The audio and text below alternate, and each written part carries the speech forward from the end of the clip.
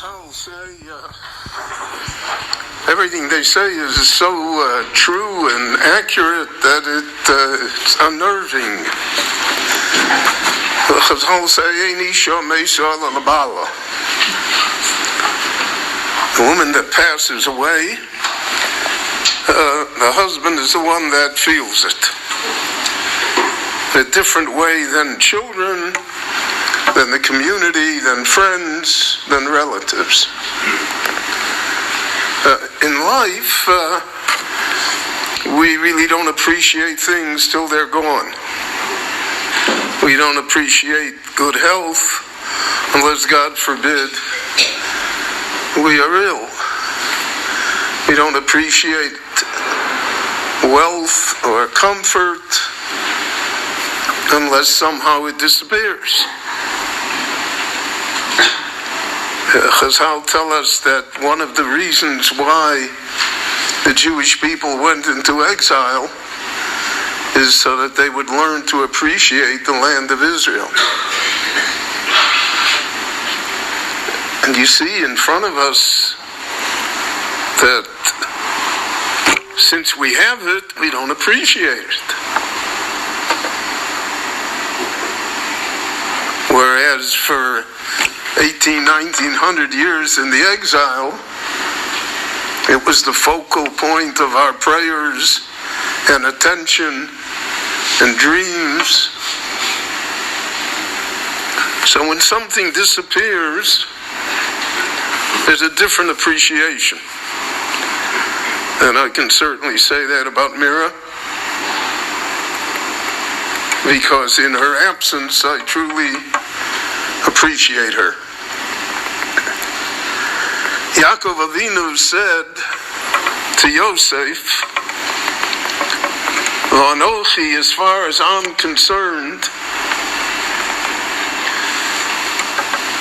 Bevoi mipadon, and I came back from the house of Lavan, Meisa alai Rochel baderech. My beloved wife, your mother, Rochel. So the Torah says, Olai. She died on me. Why am I say Olai?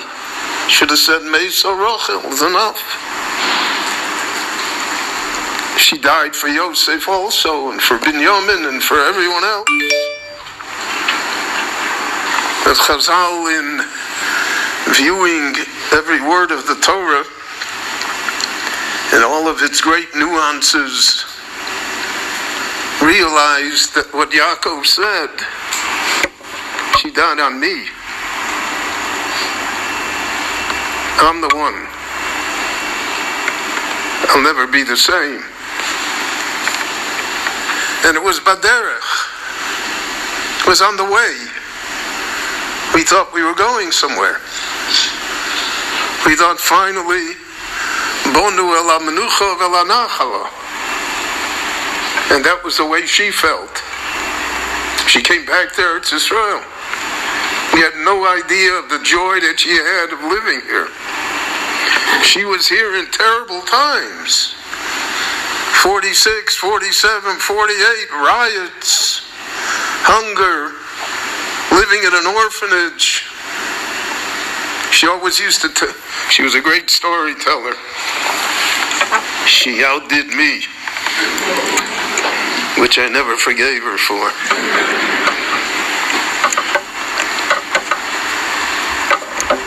She would ask me, and she was invited to speak at so many occasions here in Shul and in the community in Yerushalayim, and she would say, what shall I say? I said, just tell them a story, Mira. And she did, and that always carried the day. So she told over and over again the story that she's walking down the street in Bnei Brak. I think she was 11 years old then. And she saw from afar the vision of her Rebbe.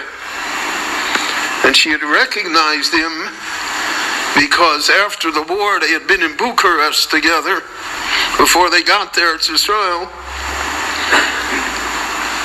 And she was a relative of his. A great niece. I never got it quite There are too many Rebbes involved to know exactly how it works. And so she's an 11-year-old girl, and she starts to run over to the Rebbe. Runs across the street to the Rebbe.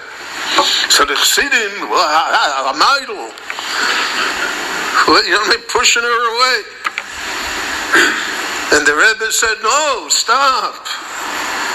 He said, Mira. He recognized her. So the first thing he asked her was, do you have hot water for a shower? And she said, no, we don't have hot water. She said, you come by me. I have hot water. Whenever you want a shower, come by me. That was her Rebbe. That meant caring for someone.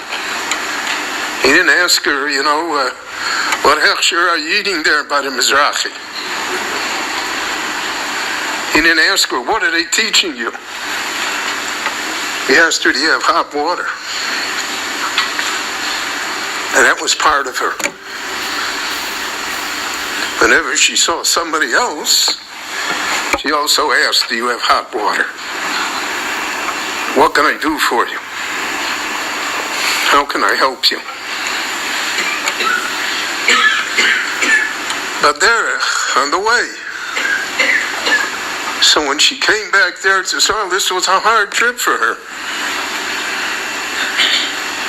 I don't know why she married me, but she did, in a moment of weakness.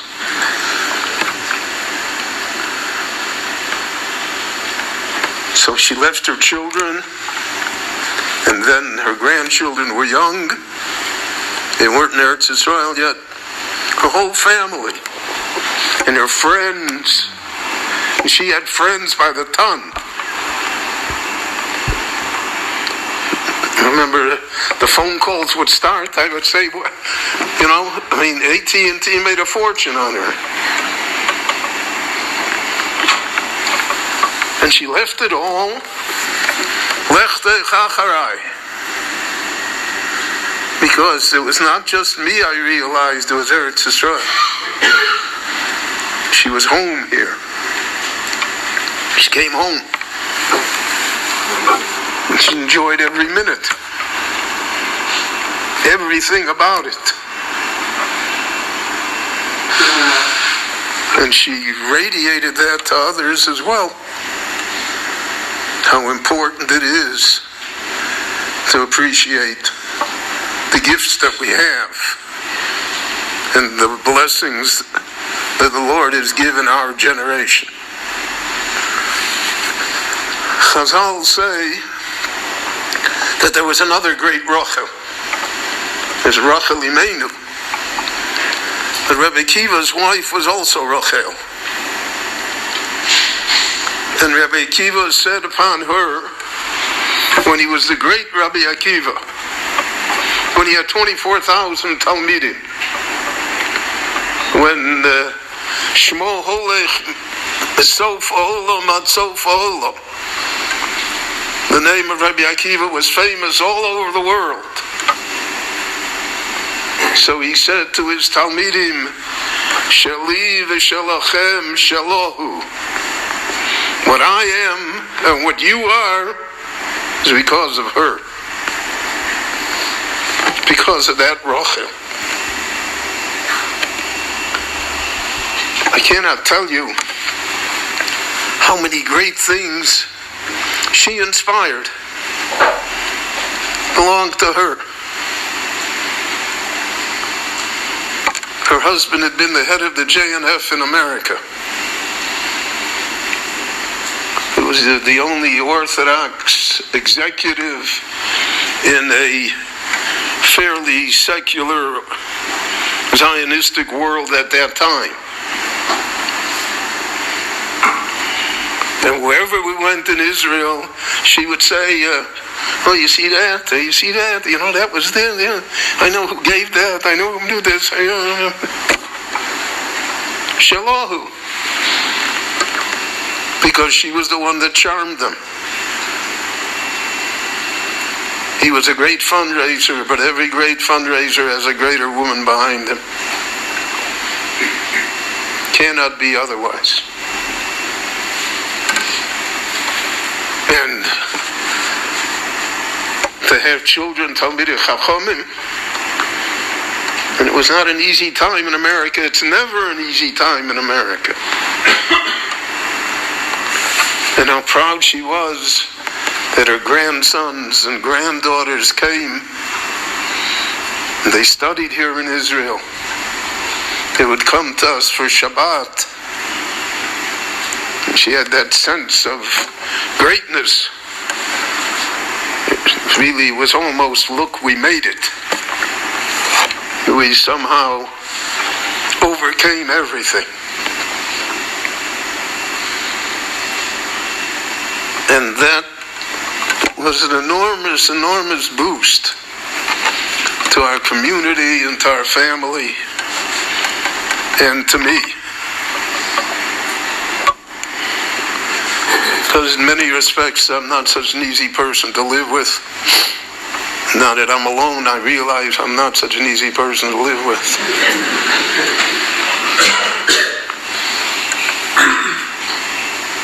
She had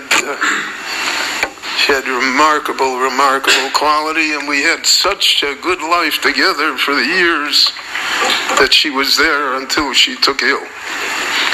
And even after she took ill, and I visited her in the facility in the United States, so most of the time she didn't recognize me.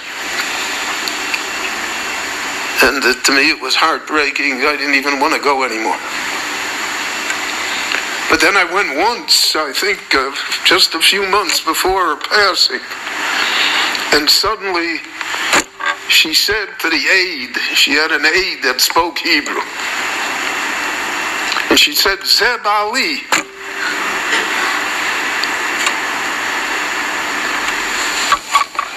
And that vindicated me. She had a story that she told, I think everybody here has heard it, but I'm going to repeat it anyway. It was her classic story. And it was about her Bobele Rochel, also Rochel. So when they were taken from their homes and driven by the Nazis to the labor camp, so everybody took whatever they could.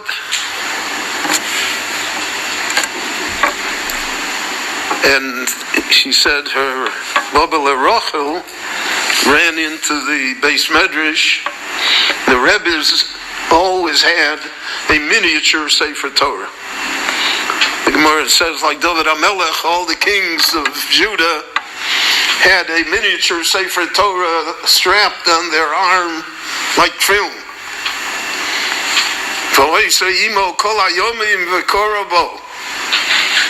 That it should be with him always. He should always never be without a Sefer Torah.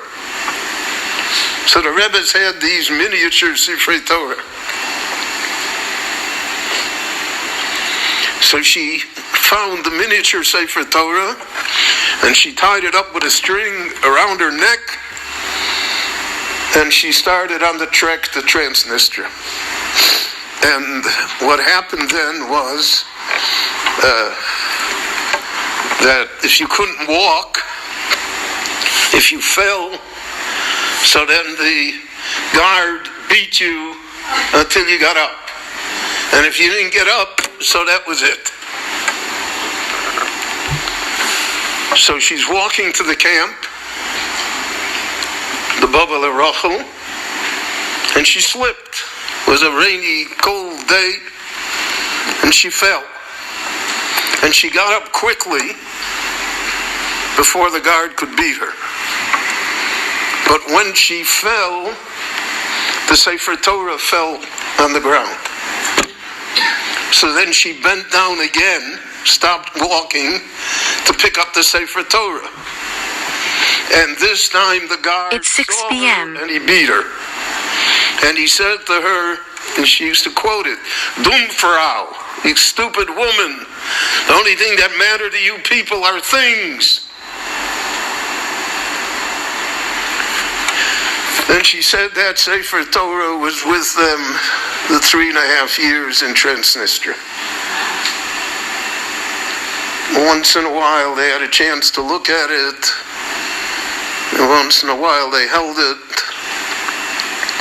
And when the war was over, her mother saved the Sefer Torah, and it came to Eretz Israel. And later it came to America when her mother moved to America, and then Mira followed her to America. And one of the 5 survivors, her uncle, would dance every Simchas Torah with this little Sefer Torah. That was what Jews called revenge. Revenge is dancing with the Sefer Torah. It's not killing them. Killing the Rabbanu Shalom will take care of that. And then the Sefer Torah, from wear and age, it became decrepit. Parchment tore, the letters sprang. So they didn't know what to do with the Sefer Torah. So they went to Rav Bick, who was a great posek, a great Rav in Borough Park, and he told them as follows. He said, "This Sefer Torah has served its purpose. It deserves rest. Let us bury it on the Jewish cemetery so that it will have rest." And I thought that basically that story was mira. That Sefer Torah served its purpose. It did everything it could for its family, for its community, for the Jewish people, for the land of Israel. And when the Lord saw to it that it became torn and decrepit, it no longer functioned. So then it deserved its rest. And its rest is here in her home, in Har HaMenuchot in Yerushalayim. So all of us that were and are beneficiaries of her goodness and of her inspiration, of the type of person she was, I can only tell you that she was a mother to my children and my grand. It was not mine and yours. Didn't exist.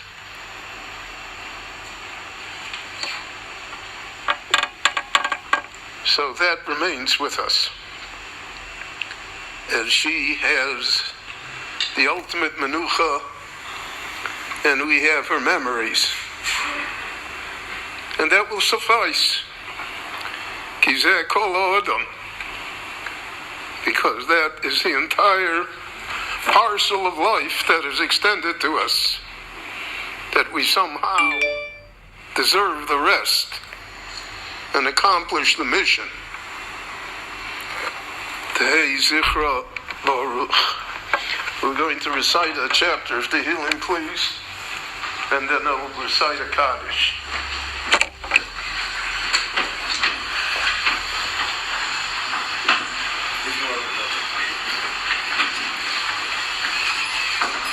Mizmor leDavid, Adonai ro'i lo echzor. Mizmor leDavid, Adonai ro'i lo echzor.